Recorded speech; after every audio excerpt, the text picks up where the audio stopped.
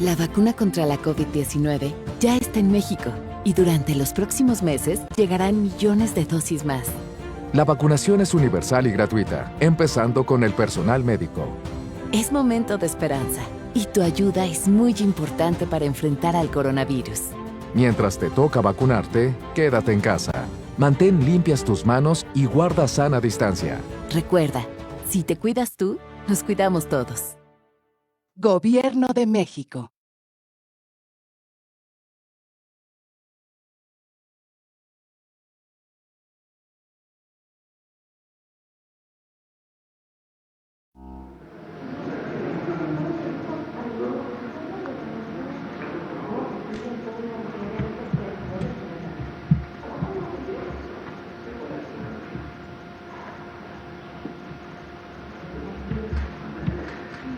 Bueno.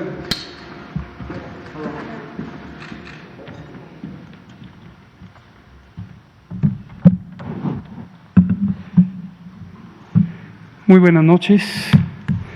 Son las 19 horas con un minuto del martes 12 de enero de 2020.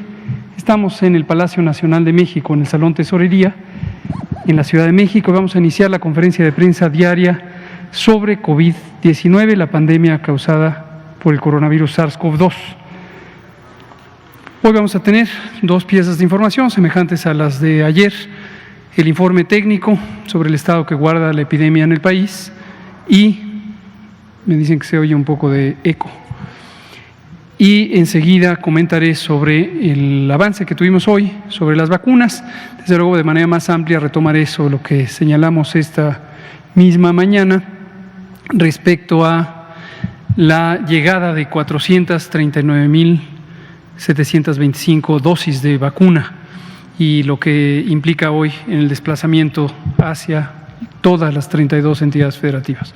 Le pido a la doctora Alexa de la Torre, si es tan amable, de presentar el informe técnico. Gracias. Hola, muy buenas noches a todas y a todos.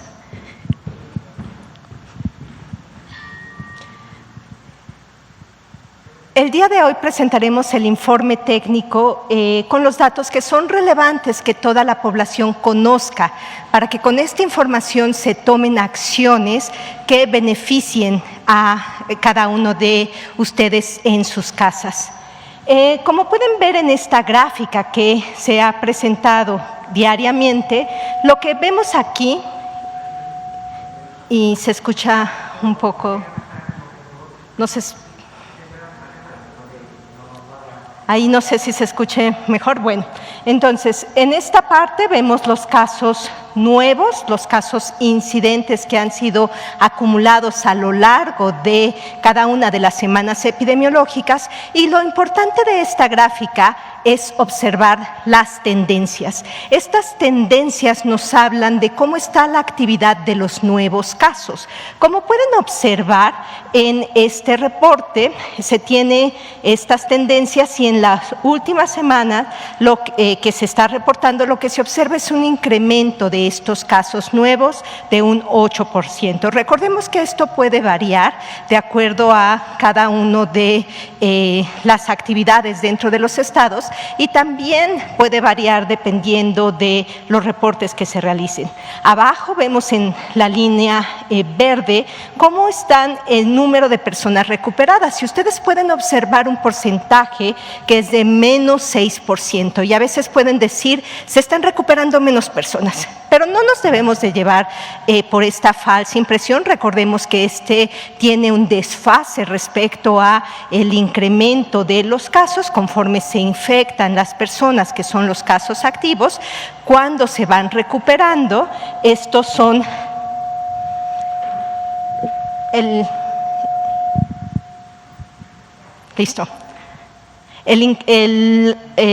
cambio también en el patrón de estos casos recuperados. Y importantemente, de estos un 5% son los casos activos estimados. Estos son las personas que son capaces también de transmitir la infección y que mantienen la propagación en las diferentes entidades federativas. Si me pasas la siguiente, por favor. Otro de los indicadores que es extraordinariamente importante conocer justamente es el índice de positividad. Esto de lo que nos habla es de todas las personas que presentan datos de infección respiratoria aguda, cuando se les realiza una prueba, ¿qué porcentaje de esas personas tienen una prueba positiva para el virus SARS-CoV-2? Entonces, si tenemos 10 personas que tienen síntomas respiratorios, tenemos actualmente 44% en la semana 53 de positividad. Gracias. Y esto lo que nos habla es una variación de un punto porcentual. Si me pasa la siguiente, por favor.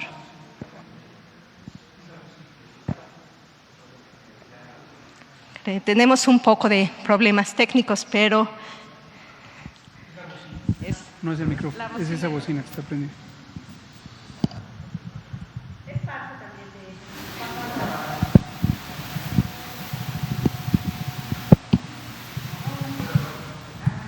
No sé si se logra escuchar. Perfecto. Creo que sigue habiendo problemas. No sé si lo continúo mejor sin el micrófono.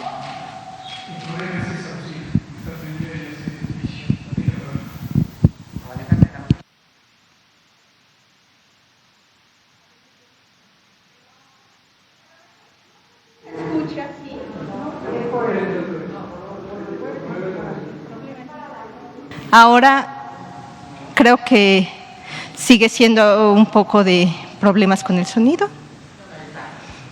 Bien, gracias y gracias a ustedes por el apoyo también técnico en resolver estas acciones. Se importa la acción comunitaria, evidentemente, y este es otro de los datos importantes que les interesa a ustedes en casa. En este sentido, tenemos el porcentaje de letalidad, es decir, cuántos de estas personas desafortunadamente fallecen, y para la semana 53 esto es de un 8%. Recordemos la importancia de ver estas tendencias, los puntos máximos prácticamente al inicio de la pandemia. Si me pasa la siguiente, por favor. Ahora, el mensaje más importante es que la infección por SARS-CoV-2, cuando se trata a tiempo, las personas pueden tener un resultado favorable. Y esto significa que toda aquella persona que tenga síntomas de alarma, independientemente si pertenece o no a un grupo de riesgo, así como aquellas personas que pertenezcan a algún grupo de mayor probabilidad de complicaciones, es importante que se tenga una atención oportuna. ¿Por qué? Porque sabemos que existe tratamiento efectivo como es la oxigenación, el uso de esteroides, el uso de anticoagulante, que puede cambiar significativamente el pronóstico de las personas. El mensaje muy claro es: no tengan miedo de acudir a una hospitalización temprana, no posterguen esta acción, porque esto puede realmente ser la diferencia en el resultado para la salud de la persona. En este sentido, como se ha venido presentando, tenemos la disponibilidad de camas y las dividimos en dos.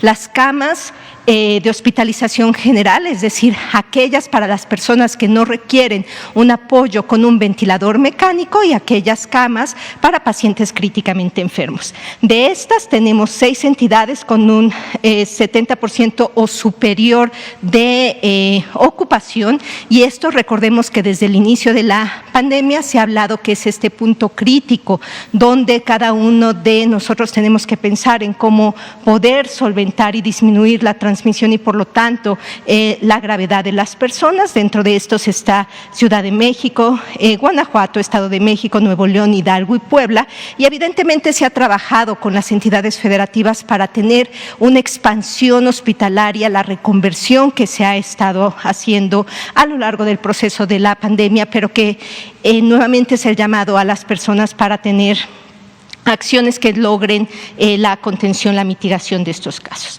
Después tenemos 10 entidades entre el 69 y 50% de ocupación, y 16 entidades con menos de un 50% de ocupación, para una ocupación nacional del 58%.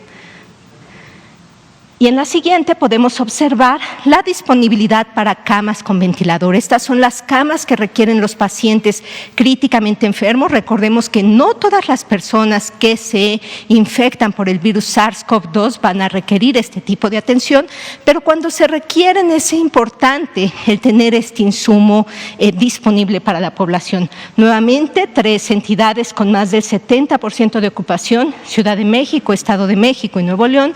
3 entidades entre 69 y 50%, Tlaxcala, Baja California, Hidalgo, y el resto del país con menos del 50% de ocupación, para una ocupación nacional promedio del 49%. Y le pasaría entonces la palabra al doctor. Muchas gracias, doctora Letze de la Torre, directora general del Centro Nacional para la Prevención y Control del VIH-Sida y coordinadora del Grupo de Control de Infecciones del Operativo COVID, el Operativo de Respuesta a COVID. Continuamos aquí con esta otra componente, el componente de la vacunación contra el virus SARS-CoV-2 para prevenir COVID-19. Durante varios días que estamos en este proceso de arranque, insistiremos en recordar lo que significa el programa de vacunación COVID para todo el país. Número 1, la meta es universal. Vamos a vacunar a toda la población mexicana. Habrá vacuna suficiente, existen los recursos financieros para ello, existen los contratos necesarios para ello, y la velocidad a la que vayamos vacunando dependerá fundamentalmente de la fabricación de la vacuna. Las vacunas se estarán fabricando en las distintas compañías que han contratado con el Gobierno de México y estarán llegando a distintas velocidades dependiendo de los proyectos de desarrollo de estas vacunas. Segundo, la vacunación es voluntaria, pero llamamos a todas las personas respetuosamente a buscar la vacunación, dado que es un mecanismo de protección específica que cuida a las personas. A quienes sean vacunados les disminuye el riesgo de infectarse por el virus SARS-CoV-2 y también cuida a la comunidad, la familia, los cercanos, los un poco más distantes y en general todos con quienes convivimos, en la medida en que cada persona protegida que se evite que se infecte es una persona que ya no transmitirá. Tercero, la vacunación es gratuita.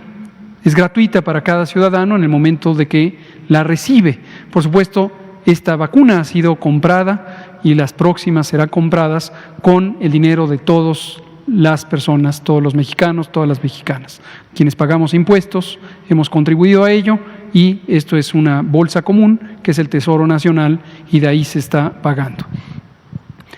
Por otro lado, recordar que tenemos un programa de vacunación que fue desarrollado con base en recomendaciones científicas de un grupo técnico asesor de vacunación que cuenta con la participación de 22 personas especializadas en distintos campos relevantes para este programa.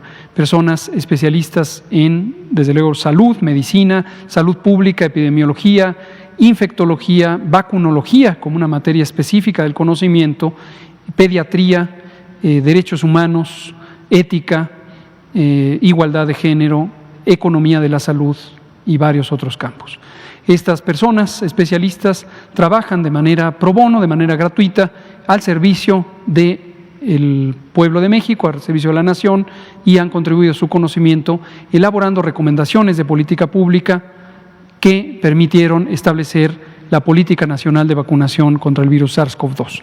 Nuestro programa toma en cuenta recomendaciones generales que ha hecho el Grupo Asesor Estratégico en Inmunizaciones, SAGE, S-A-G-E por sus siglas en inglés, de la Organización Mundial de la Salud, que preside precisamente un científico mexicano, el doctor Alejandro Rafael Cravioto Quintana, quien goza de un enorme prestigio internacional y que además participa precisamente como miembro de nuestro grupo técnico asesor. Y estas recomendaciones generales para los países han sido incorporadas a la realidad nacional. Cada país tiene una realidad demográfica, social, económica, epidemiológica que le ha permitido a cada país trazar su ruta de cómo se debe vacunar y a quién. todas las personas que están en México, todas las mexicanas, mexicanos y también personas extranjeras que residen en el país son quienes pueden acceder a esta vacuna, es decir, es una vacuna universal. Y el orden en que será aplicada en las distintas entidades federativas depende de varios criterios que tienen que ver con la dinámica de ocurrencia de la epidemia. Por eso empezamos en la fase de calibración en la zona central de México, en el Valle de México, y a partir de hoy la vacuna ha sido distribuida a 32 entidades federativas. A partir de hoy, en esta fase ya de vacunación masiva, ya simultáneamente se estará vacunando en las 32 entidades federativas, pero empezando por el personal de salud que atiende las unidades COVID, es el personal, es las personas con el mayor riesgo de exposición al virus SARS-CoV-2, y enseguida las personas adultas mayores. Y las personas adultas mayores serán vacunadas primero en la periferia, en las zonas rurales dispersas, enseguida en las zonas urbanas de pequeño y mediano tamaño y finalmente en las zonas metropolitanas. Este será el orden de ocurrencia. También se toma en cuenta las comorbilidades como segundo eje de priorización, es decir, las enfermedades crónicas que hacen susceptibles a las personas de complicarse. Diabetes, hipertensión, obesidad, asma, cáncer, diversas causas de inmunosupresión, enfermedad renal crónica, etcétera. Las que hemos estado mencionando durante todo 2020, que con base en la evidencia de México y del mundo, se ha mostrado claramente que aumentan el riesgo de complicaciones. Y un tercer eje de priorización es precisamente la ocurrencia de la epidemia, y esto no solamente en términos de la meta de controlar la epidemia, sino también de la meta de reactivar la vida social, la vida pública, en particular la oportunidad de abrir las escuelas, abrir la educación pública. Las entidades federativas que en este momento y ya desde hace más de 2 meses tienen muy baja transmisión, Campeche, Chiapas, son las primeras entidades federativas candidatas a recibir vacunación específica para el personal educativo, con una mirada de no solamente proteger al personal educativo, sino además tener la oportunidad de abrir más prontamente el sistema educativo en esas entidades. Recordatorio general, lo estaremos mencionando con frecuencia para que quien no ha escuchado esto y lo oye por primera vez tenga claro estos fundamentos. Aquí está el informe específico de cómo hemos ido vacunando. Como pueden ver, en toda esta fase que fue la fase de calibración, tuvimos distintas velocidades de ocurrencia, tanto de la llegada de la vacuna como de la utilización de la vacuna. ¿Por qué razón? Porque el objetivo era, además de vacunar, es decir, además de proteger a las personas trabajadoras de la salud, también identificar las distintas condiciones de operación de este programa de vacunación. Aquí, todo este periodo, se vacunó en estaciones en campos militares y a partir de mañana ya se vacuna en hospitales civiles también. Por supuesto, también los hospitales militares que forman parte de la red COVID, la red IRAG, la red donde se atienden personas con COVID-19. Hoy tuvimos un logro más modesto de 4,032. ¿Por qué razón? Porque estamos ya justamente en el periodo de transferencia hacia la vacunación masiva. Esto es lo que explica que hoy hayamos tenido una vacunación mucho menor, porque el propio personal de las unidades de vacunación y de la logística ya se orientó a lo que explotará mañana como vacunación masiva. Vamos a ver la siguiente, por favor. Aquí tenemos ya la progresión. Noten ustedes la progresión lineal. Hemos tenido, a partir de que empezamos el 24 de diciembre de 2020, tuvimos después ya el abastecimiento de 2 bloques grandes de un poco más de 55,000 vacunas y estamos teniendo esta progresión lineal. Notarán que a partir de mañana esto empezará a crecer más rápidamente en la medida en que 1,000 brigadas de vacunación, conformadas por 12 personas cada una, que representan a distintas instituciones, no solamente del sector salud, sino de otras instituciones del Gobierno de México, estarán desplegadas en los hospitales COVID. Más de 850 hospitales COVID que fueron identificados por el trabajo que estuvieron realizando a lo largo de todo 2020. Y mañana serán vacunadas en unas rutas de desplazamiento que esta mañana nuestro secretario de la Defensa Nacional, el general Luis Crescencio Sandoval, explicó el orden de desplazamiento en el territorio nacional. Estas rutas de desplazamiento se lograrán en el mismo día.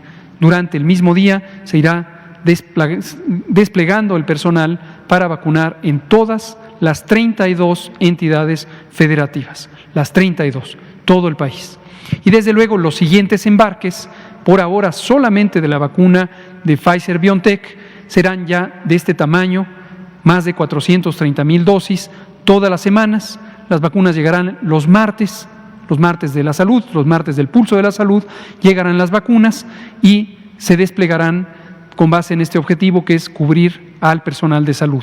Terminando enero, el 31 de enero, ya debemos haber logrado vacunar a todo el personal de salud que atiende en las unidades COVID. Y recuerden que no solamente el personal clínico, médicas, enfermeros, también son 11 categorías laborales que incluyen a personal considerado a veces auxiliar o de apoyo. Nosotros lo consideramos muy sustantivo porque cumplen labores extraordinariamente importantes. Camilleros, recepcionistas, trabajadoras sociales, laboratoristas, nutriólogos y dietistas y demás. Son 11 categorías laborales que son candidatas a ser vacunadas durante esta etapa 1. Posteriormente vienen las etapas 2, 3, 4 y 5, en donde cubriremos a toda la población del país. Vamos a ver la última del informe básico y abrimos, por supuesto, a preguntas y comentarios, que es el recuento de cómo han llegado los distintos paquetes. El primer paquete, muy pequeño, el 24 de diciembre, fuimos el primer país de América Latina que empezó a vacunar. Se vacunó al 100% de ese paquete. Posteriormente llegó un paquete en dos componentes, 4,900, 7,800, que fueron utilizadas ya al 100%. El tercero, en general, del 5 de enero de 2021, 73% ha sido utilizada. Queda este remanente y mañana empezará ya el paquete grande de 439,725 dosis de vacuna. Vamos a abrir ya a la conversación y vamos a empezar con usted, Liliana. No, ¿dónde quedó ayer? Usted quedó pendiente, por favor. Ignacio de Alba, de Pie de Página. Buenas noches. Preguntarle si tienen evaluado cómo ha impactado la pandemia en otras enfermedades. Más allá de los fallecidos, hemos visto, por ejemplo, que han bajado los registros de enfermedades gastrointestinales e incluso los de influenza. Y también si nos pudieran decir cuándo van a presentar el boletín sobre exceso de mortalidad. El doctor Ruy López Ridaura dijo que sería en la primera semana de este mes. Gracias. Muchas gracias, Ignacio de Alba, de Pie de Página. Sí, este es un fenómeno notorio en el mundo entero, el que usted comenta, lo hemos platicado varias veces a lo largo de 2020, lo platicamos, cómo los sistemas de salud de todo el mundo, los que son muy robustos, muy grandes, pero también los que son medianos y los que son pequeños, han tenido que priorizar la atención de las personas con COVID, o de hecho las personas con enfermedad respiratoria aguda grave, incluso antes de que se sepa que es COVID y pueden ser otras infecciones respiratorias. Ha habido algunos hallazgos notorios, por ejemplo, respecto a la influenza. Los distintos países, no digo que todos, pero definitivamente sí México, hemos mantenido la vigilancia epidemiológica de influenza con la misma intensidad que se vigila todos los años. También la vacunación, por cierto, la hemos mantenido. Y el hallazgo notorio es que prácticamente no hay influenza. Prácticamente no hay influenza. Hemos tenido una vigilancia que convencionalmente para finales de diciembre, es decir, el periodo de octubre, noviembre, diciembre, registra más de 50,000 casos en el sistema de vigilancia Centinela. Hemos tenido 2 o 3, son registros puntuales que ha habido de influenza. Cuando esto lo detectamos a lo largo del tiempo en México, Continuamente, cada semana nos preguntamos si el comportamiento es inusual en México o si existe un problema en el propio sistema de vigilancia. Pero ¿qué constatamos? Que en Estados Unidos, en Canadá, en Europa occidental, no hay tampoco influenza. Entonces esto nos da la tranquilidad de que no es un problema de detección, sino es realmente que no hay influenza. Las explicaciones son varias, pero en términos ecológicos, ya se ha observado en pandemias previas un fenómeno que se llama desplazamiento del nicho ecológico. Básicamente es un fenómeno complejo en el que ciertos virus tienen predilección por la especie humana, pero en ausencia de otros que hagan una especie de competencia por los sitios de infección que son los sujetos humanos.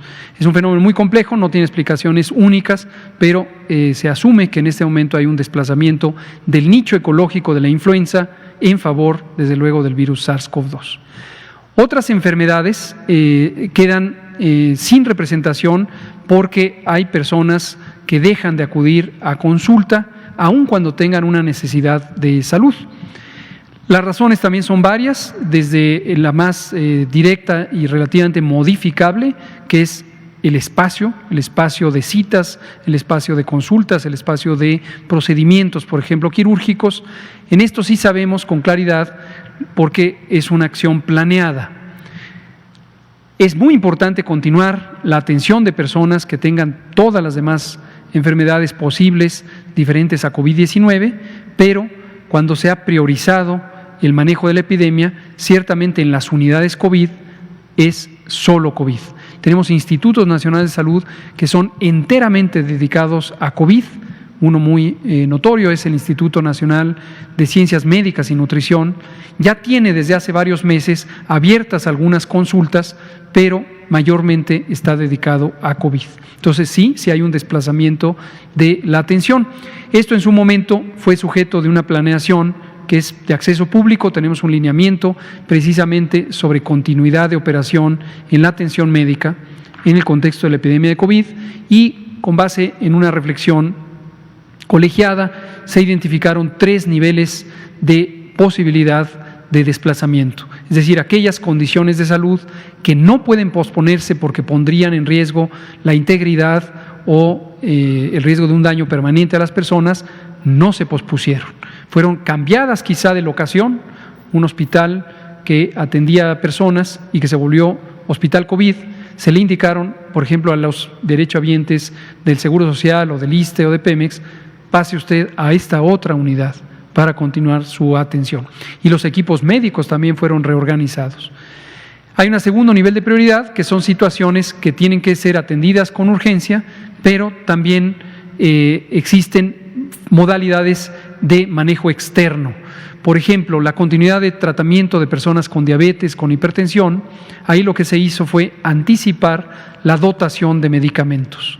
Habitualmente en las consultas, sobre todo de los sistemas de seguridad social, se dan los medicamentos por periodos aproximadamente de 3 meses, suficiente para 3 meses. En este caso se dio para 6 meses y después hubo un reabastecimiento a las personas enfermas para que continuaran por otro periodo de duración semejante. Y finalmente hay un tercer grupo que son procedimientos programables, por ejemplo, algunas cirugías o procedimientos diagnósticos para padecimientos de lenta evolución, y durante el periodo en que no se pueden realizar estas intervenciones se da un manejo médico a ciertas condiciones. Por ejemplo, ciertas cirugías ortopédicas han sido reprogramadas y pospuestas. Pero es un fenómeno con el que tendremos que seguir contendiendo todos los países en la medida en que sigan activas las epidemias, y conforme entren los periodos de remisión, los periodos de disminución, justo lo que le pasó a México en agosto y septiembre, es el momento de recuperar ese tiempo en favor de las personas con las demás enfermedades. Respecto al informe de exceso de mortalidad, este es un informe que trabajamos continuamente. Recordar que es un grupo colegiado multiinstitucional, participa el Consejo Nacional de Población, que está adscrito a la Secretaría de Gobernación y que coordina a los registros civiles de las entidades federativas. Participa también el Instituto Nacional de Geografía y Estadística, el INEGI, una entidad autónoma del gobierno que es, por ley, la autoridad en estadísticas vitales y participa también en el grupo de trabajo. Participa el Instituto Nacional de Salud Pública, participa el Instituto Mexicano del Seguro Social, participa la Organización Panamericana de la Salud. Y el grupo técnico continúa trabajando y conforme se van teniendo acceso a las actas de defunción, que son la fuente primaria de información, es que se logra avanzar por ciclos en esta publicación del boletín. Durante el periodo de diciembre hubo disminución de la velocidad de trabajo de los registros civiles, menor producción o actualización de las actas de defunción, de acceso a nosotros, y eso ha pospuesto un poco el trabajo analítico, pero muy próximamente vamos a tener ya los resultados. Nuestro empeño es, conforme tenemos información, publicarla en todo momento. Muchas gracias. Vamos a pasar aquí con Liliana Noble, Blanca Valadez, Natalia Vitela y con usted. Con Juan. Liliana Noble, de Pulso Saludable. Doctora Alexa, me gustaría saber, los pacientes que viven con VIH o con la coinfección VIH, hepatitis, no tienen ningún problema para la vacunación, ¿cierto? ¿O tendrían que tener alguna característica especial o no vacunarse, etcétera? Esa es la primera pregunta y tengo otras dos para usted, doctor Gatell. Gracias. Claro que sí. Muchas gracias por la pregunta y aprovechamos para mencionar un aspecto muy relevante. Existe dentro de esto el lineamiento de vacunación, lo cual también está disponible en la página del coronavirus, y en ese lineamiento está una sección, me parece que es en la página 16, muy clara, que dice pacientes con inmunosupresión. En esta sección se hace mención que al menos para la vacuna de Pfizer, que es la que actualmente se está aplicando, no existe una contraindicación para estas personas, pero lo único que es recomendable es, pues evidentemente, mantener la vigilancia. Lo que se desconoce es qué tan efectiva será la protección para las personas. Nuevamente, el llamado que comentaba el subsecretario: entre más nos vacunemos, entre más cantidad de personas estemos con niveles de anticuerpos neutralizantes lo suficientemente altos para proteger a los demás, generamos esta parte de inmunidad de rebaño, conocida así, y estamos protegiendo y rompiendo esas cadenas de transmisión. Entonces, no hay contraindicación, está en esta parte de la actualización de la guía de aplicación, y seguramente cuando sigan llegando las nuevas vacunas, así tendrá también las especificaciones al respecto. Gracias. Y doctor Gatell, hay un poco de inquietud de los médicos de primer contacto de la parte privada, que de pronto son ellos los que diagnostican al paciente o posible paciente COVID, y ellos piensan que no están dentro o no están contemplados dentro del plan de acción de vacunación, igual que los dentistas. Me gustaría saber si hay algún mensaje dirigido a ellos para que no piensen que no van a ser vacunados y tendrían que esperar de acuerdo a su década de edad. Y ahorita le hago otra pregunta. Gracias. Con mucho gusto. Colega médico del sector privado que no está adscrito o adscrita a una institución pública de salud. Usted también está incluido en el plan de vacunación. Todas las profesiones médicas que atienden a personas con COVID, que son unidades COVID, están en el mismo nivel de priorización de las unidades públicas y serán, por lo tanto, cubiertas. Del sector público tenemos censos de población, censos de personal, porque son las nóminas del personal, y se han podido identificar quiénes están trabajando en las unidades COVID. Si usted trabaja, además de en el sector privado, en el sector público, será identificado por su adscripción a una institución pública. Si usted trabaja exclusivamente en unidades COVID del sector privado, entonces no tenemos una manera directa de registrarle. Sin embargo, ya se ha establecido conversación desde hace al menos 10 días con los dos más grandes consorcios o asociaciones de hospitales privados. La Asociación de Hospitales Privados, que preside el señor Olegario Vázquez Aldir, y también el Consorcio Mexicano de Hospitales Privados, que preside Javier Potes. y estamos en espera de que se terminen de integrar los listados a través de la ayuda de esta asociación y consorcio para nosotros tenerlos identificados. Esto no ha ocurrido para este momento en que estamos ya arrancando mañana la vacunación masiva, pero no se preocupe, los embarques continuarán y tan pronto tengamos estos listados, también haremos el desplazamiento a la vacunación en unidades privadas que atienden COVID. El resto del personal de salud, tanto en el sector público como el privado, también será vacunado, pero en una etapa posterior a la vacunación COVID, es decir, de personal que trabaja en unidades COVID, que desde luego tiene el mayor nivel de prioridad relacionado con su nivel de exposición y riesgo. Doctor, y referente a la mañana cuando usted explicaba el tema de esta nueva variante de este coronavirus que le llaman inglesa, hay algunas publicaciones en medios de comunicación que hablan sobre las características de la nueva cepa. Entonces mucha gente tiene esta duda, ¿es una cepa? Entonces estamos hablando de un nuevo coronavirus y ¿para qué me están vacunando? No sé si nos pudiera ayudar, sé que es un poco técnico el tema, pero si nos pudiera ayudar para que la gente entienda y de esta manera se evite que piensen que pierden el tiempo vacunándose y si se quieran vacunar. Con Gracias. mucho gusto lo volvemos a explicar.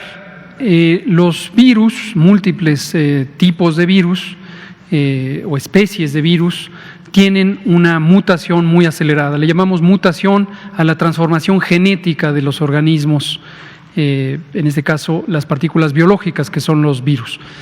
Hay cierta familia grande, la más grande familia de los virus, que tienen una mayor propensión a mutación.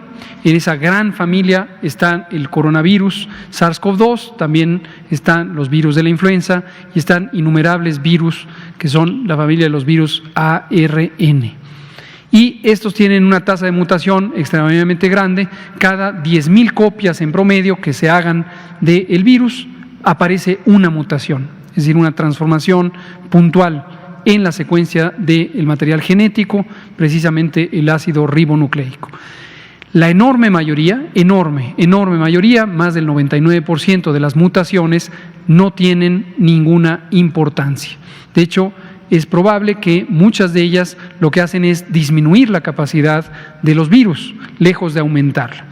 Algunas de estas mutaciones sí pueden potencialmente conferirle ventajas biológicas, ecológicas a los virus y hacerles, por ejemplo, más transmisibles o más infectantes o más virulentos o escapar la respuesta inmune que los organismos potencialmente infectados desarrollan. En este caso estamos hablando de una de una variante que se caracteriza por 23 mutaciones puntuales en diversos fragmentos de la hebra del genoma, del ARN del virus SARS-CoV-2, que fue identificada el 20 de septiembre de 2020 en el sur de Inglaterra. Y fue notificada a la Organización Mundial de la Salud en la primera semana de diciembre de 2020. Una vez que fue notificada por parte del gobierno del Reino Unido, se identificó que posiblemente, según algunos indicios, podría tener una mayor propensión a transmitirse. Y existe cierta evidencia que sugiere que eso puede darle una ventaja al virus. No es un cambio, quiero destacarlo, lo hemos dicho varias veces, no es un cambio de transmisibilidad que sea extraordinariamente relevante. Es decir, no quiere decir que se propaga como una ola en minutos, un poco para hacer la idea que algunas personas tienen en mente, no es de que en minutos o en horas se desplaza de un momento para otro. Es simplemente que el número de personas que cada individuo contagiado puede contagiar aumenta modestamente. Se ha calculado un 70% de aumento en la transmisibilidad, pero partiendo de una transmisibilidad que de acuerdo a el parámetro del número de reproducción efectivo es de menos de 3 personas por cada persona infectante, es un aumento modesto. No existe evidencia alguna de que esta variante, esta secuencia de alteraciones o cambios genéticos escape o permita que el virus escape a la respuesta inmune inducida por las vacunas. Tampoco necesariamente la respuesta inmune derivada de infecciones previas. Tampoco hay evidencia de que aumente la infectividad, es decir, la capacidad de causar infección. Tampoco hay evidencia de que aumente la virulencia, es decir, la capacidad de causar enfermedad, particularmente enfermedad grave. Tampoco hay evidencia de que aumente la letalidad. Entonces, concluye la Organización Mundial de la Salud, los Centros de Control de Enfermedades de Estados Unidos, los Centros de Control de Enfermedades de Europa y varias otras agencias internacionales de salud pública concluyen que la nueva variante no necesariamente representa una amenaza adicional a la propia existencia de la epidemia. Ese es el estado del conocimiento actualmente. Muchas gracias. Blanca Valadez, Natalia Vitela, usted. Buenas noches, doctora.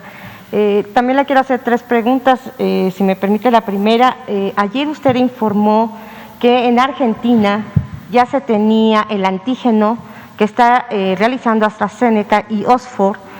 Saber si ya llegó este antígeno y cuándo empezaría la producción ya de manera formal en México, en el laboratorio Leomont, y cuándo tendríamos. Tengo entendido que para marzo, pero si me lo puede aclarar. Y ahorita le hago las otras 2 preguntas. Cómo no, con mucho gusto.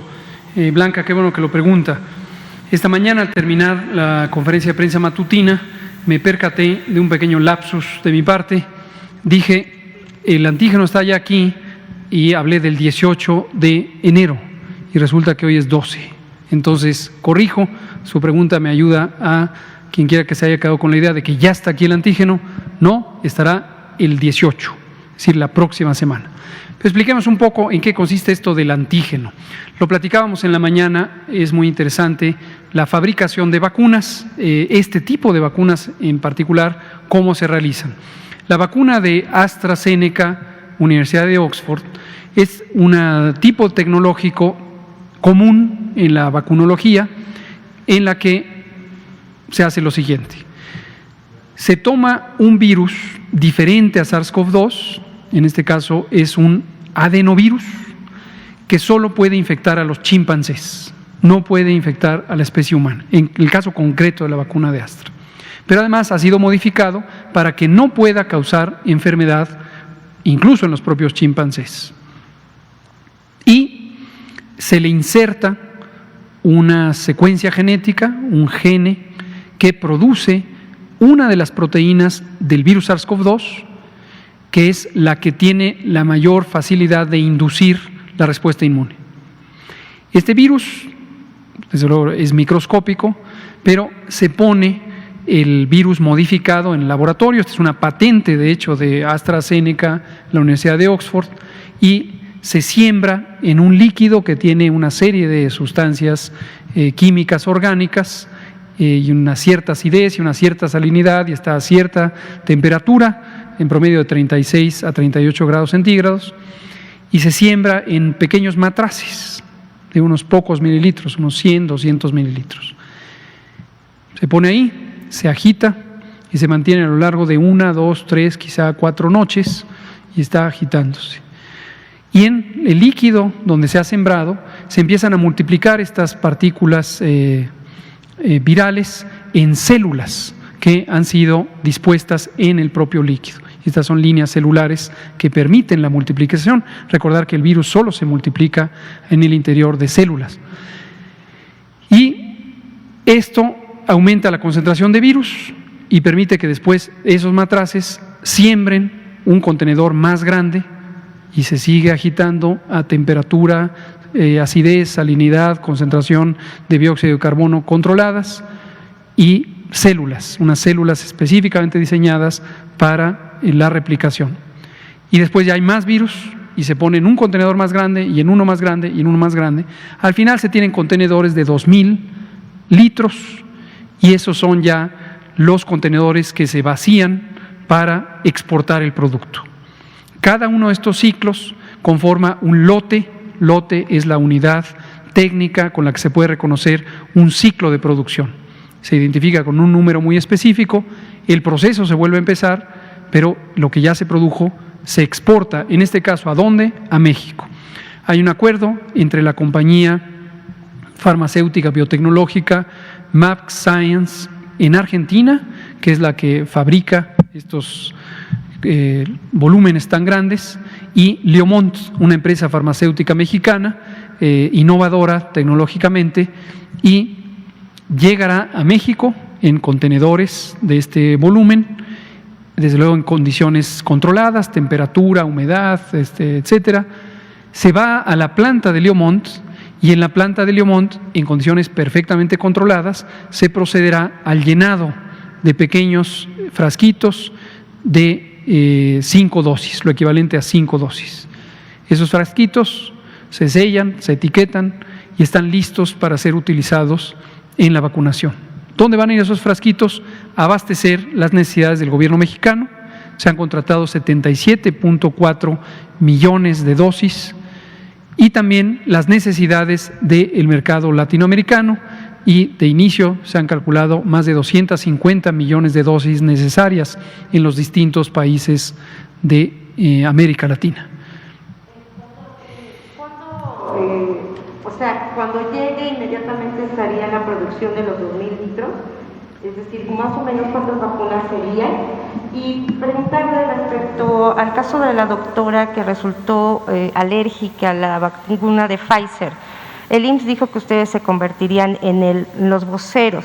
Saber específicamente, sabemos que sí hubo una reacción a la vacuna, pero se estaba discutiendo cuál era la situación real de por qué le dio una inflamación en el cerebro, le dio convulsiones y tuvo falta de movilidad. Sabemos que ella ya está más estable y bueno, se estaba pensando dar de alta, no sé si ya se hizo. Y nos puede informar también de ese caso y ya me falta una pregunta. Con mucho gusto. Afortunadamente va mejor nuestra compañera, la doctora adscrita al Instituto Mexicano del Seguro Social en Coahuila, que se atiende en Monterrey. Va mucho mejor. Funcionó el procedimiento de plasmaféresis que fue utilizado en las primeras pocas horas desde que enfermó, y se le han hecho varios estudios de resonancias magnéticas con algunas características especiales, y hasta el momento se tiene un reconocimiento de que ha disminuido las lesiones inflamatorias que tenía en distintas partes del sistema nervioso central. Eso corresponde con el efecto positivo del tratamiento de plasmaféresis y también los antiinflamatorios potentes que se le han administrado. Su recuperación en términos de la capacidad de movilizarse es ya casi total, ya puede andar por sí misma, ya está recuperando fuerza en las extremidades inferiores, y es posible que, si sigue por esta buena evolución, pues sea pronto dada de alta. Respecto al diagnóstico, todavía no hay un dictamen. Todavía no, en el momento en que lo haya, desde luego que lo vamos a informar para conocimiento público de todos nosotros. Y ya por último, doctor, este viajero que detectaron con la variante de la cepa de Reino Unido, finalmente viajó de Ámsterdam a la Ciudad de México, y en México nada más rastrearon lo que es Ciudad de México y Tamaulipas. ¿Qué pasa en la alerta internacional del viaje de Ámsterdam a la Ciudad de México? Esa sería una. Y saber por qué, si era sintomático, después lo detectaron y lo llevaron a un especialista, lo decidieron mandarlo de manera ambulatoria y tratamiento en su casa, y ahorita está intubado. ¿Qué pasó para que se diera esa combinación tan letal en su caso? ¿No? Y saber también si ya rastrearon a los otros 12 pasajeros que estaban ustedes buscando, que creo que como parte del protocolo.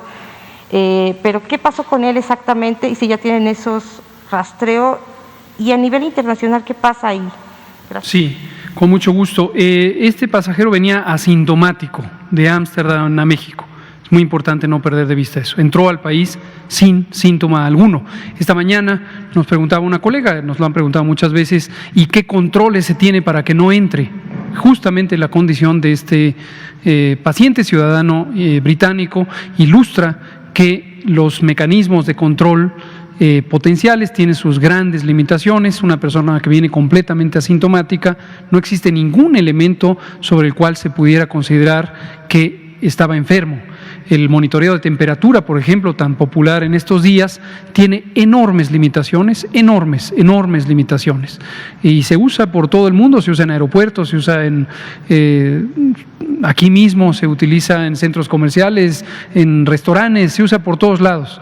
Estoy seguro que quien fabrica los termómetros ha hecho un buen negocio, pero en términos técnicos tiene una utilidad sumamente pobre como un mecanismo de tamizaje de personas enfermas. Regresando al ciudadano inglés o británico que llegó a México proveniente de Ámsterdam, asintomático, posteriormente desarrolló síntomas y, como muchísimos otros, cerca del 5% de las personas que tienen COVID, desarrolló síntomas graves. ¿Qué pasó exactamente en términos médicos?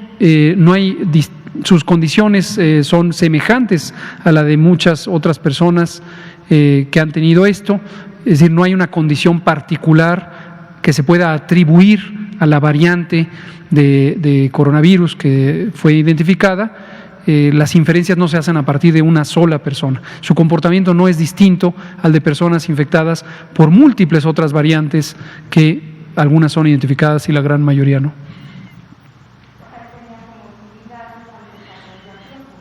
Tenía algunos factores de riesgo, exactamente, de comorbilidad, de su propia edad, tampoco era tan lozana, y finalmente desarrolló parte de la historia natural de la enfermedad, que ocurre desafortunadamente en 5% en promedio de las personas que finalmente pueden requerir una hospitalización en condiciones de una persona grave. ¿Tiene intubado grave? En este momento lo está. Exacto. Esperamos, le deseamos que se recupere, ojalá prontamente. No perder de vista que afortunadamente hay una proporción grande de personas, en general de 50-60% de las personas, aún con enfermedad grave, que pueden recuperarse, desde luego a veces con algún daño que tarda en recuperar su funcionalidad, pero afortunadamente todavía una proporción importante se logran recuperar y salir de las terapias intensivas con vida. Muchas gracias, Blanca Valadez. Natalia Vitela, luego usted y luego usted. Son las 19:51. Gracias, doctor. Buenas noches. Le quiero preguntar sobre las brigadas que hoy anunciaron y las que comentaba usted. Van a estar coordinadas por un servidor de la Nación. Quería saber si este servidor es personal médico.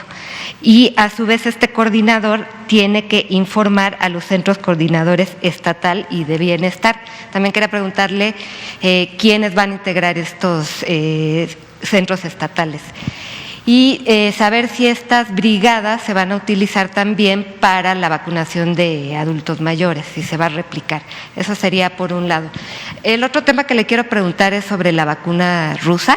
Usted comentaba hoy que ya COFEPRIS tiene los estudios. Quiero saber cuándo estiman que podría ya ser una aprobación de emergencia como las otras.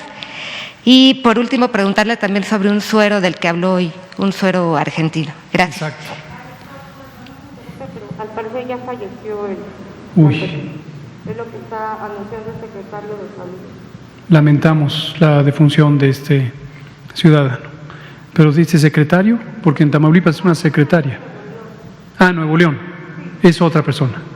El caso del que está usted hablando lo anunció efectivamente nuestro compañero y amigo, el secretario de Salud de Nuevo León, el doctor Manuel de la O. Cavazos, y es el caso de otra persona, otro ciudadano de nacionalidad mexicana, hasta donde tengo entendido, que se le había identificado otra variante del virus SARS-CoV-2 que tenía una similitud importante con la variante de la que hablábamos previamente. Esa variante va a ser analizada si es que se recibe el material apropiado en el INDRE como Laboratorio Nacional de Referencia, pero es otra persona, no es el ciudadano británico que está en Tamaulipas intubado. Brigadas y demás. El operativo de vacunación contra COVID o contra SARS-CoV-2 para prevenir COVID en México está integrado en el territorio a partir de brigadas. Estas brigadas es justo lo que la Ley General de Salud considera en su título 10 referente a las medidas extraordinarias de salud pública, y es una facultad del secretario de Salud establecer estas brigadas. Entonces, estas brigadas, en este caso, están conformadas por 12 personas de múltiples instituciones. Esta mañana el secretario de la Defensa mostró un diagrama que ilustra la composición de estas brigadas. En esas brigadas, no detallaré cada uno de los 12, pero sí algunos, está al centro un servidor de la nación. La persona servidora de la nación, hombre o mujer, es una persona que forma parte de un grupo de más de 10,000 personas que trabajan para los programas sociales del Gobierno de México, están desplegados en el territorio nacional y están relacionados con cerca de 30,000, un poco más de 30,000 centros integradores del bienestar, como se les ha llamado desde el inicio de esta administración. Y estas personas son en general personas jóvenes, talentosas, motivadas, despiertas, comprometidas, con una gran sensibilidad social, que conocen sus comunidades. Son precisamente residentes de las propias comunidades y llevan ya varios meses, de hecho un par de años, trabajando al servicio de la nación. No tienen competencias específicas en todos los casos, aunque varios de ellos sí lo tienen, para ejercer funciones como la vacunación. Por eso es que las brigadas tienen 2 personas que sí son personas vacunadoras. Estas personas están siendo identificadas de las distintas instituciones nacionales y también estatales de salud, y en cada brigada estarán siempre 2 personas que sí son técnicamente competentes para vacunar, porque han recibido entrenamiento o porque tienen una profesión específica de salud. La persona servidora de la nación coordina la brigada, porque la función fundamental de la brigada es facilitar el proceso de vacunación, facilitar la logística necesaria para que en el punto de uso se tenga el producto en las condiciones de cuidado necesarias, y también se movilice a la comunidad para que acuda a vacunarse a los centros de vacunación.